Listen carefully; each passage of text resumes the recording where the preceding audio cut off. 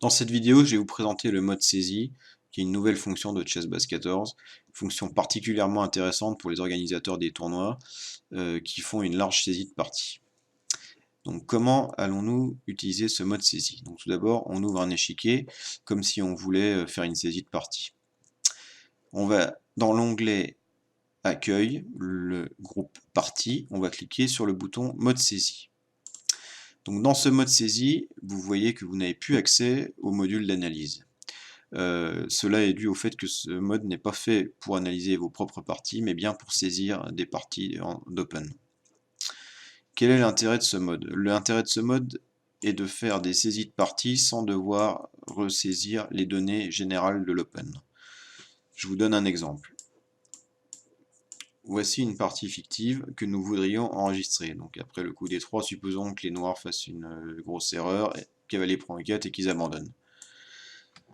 Nous avons cliqué sur le bouton sauvegarder la partie et nous allons sauvegarder cette partie qui aurait été jouée à l'Open de Paris. Donc les blancs joueur A, les noirs joueur B. Partie jouée à la ronde 2. Ce qui est intéressant, c'est toutes les informations dans le détail.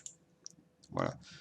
Titre Open de Paris, année 2017, le 1er janvier, l'année, un tournoi en 9 rondes, Suisse, tournoi normal, place en France, à Paris. Et on clique sur valider. On clique sur valider, la partie est enregistrée. Maintenant, supposons qu'on veuille saisir une nouvelle partie, toujours au championnat de Paris. On clique sur nouvelle partie. Voilà. Cavalier là. Quai prend D5, cavalier prend. Les noirs abandonnent. Enfin, les blancs abandonnent.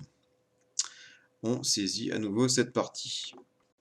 Vous voyez que les détails sont encore présents. Il n'y a pas besoin de ressaisir toutes les données sur le tournoi. Donc voilà, c'est une manière élégante de gagner du temps en fait quand vous faites une large série de parties en open. Également, un point intéressant à mentionner, c'est que vous avez dans le groupe partie de boutons un bouton temps par coup.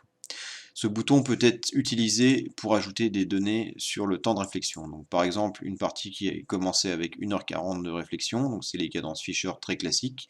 Supposons que le coup des 4 ait été joué en 2 minutes, on peut cliquer sur 2 minutes, voilà, appliquer, et vous voyez, s'affiche 1h38, le temps qui aurait été réfléchi et qui aurait été résiduel après le coup des 4. Même chose pour les noirs, après le coup 6, on clique sur temps par coup, admettons que les noirs aient mis 4 minutes pour jouer ce coup, on clique sur 4 minutes, appliquer, et vous voyez, 1h36 apparaît, donc le décompte du temps est présent. Donc voilà, ça c'est cette fonction du temps par coup, évidemment, essentiellement pour les parties d'assez haut niveau, mais ça peut être intéressant quand même pour les rentrer dans certains cas. Voilà, ça c'était pour la fonction de mode saisie.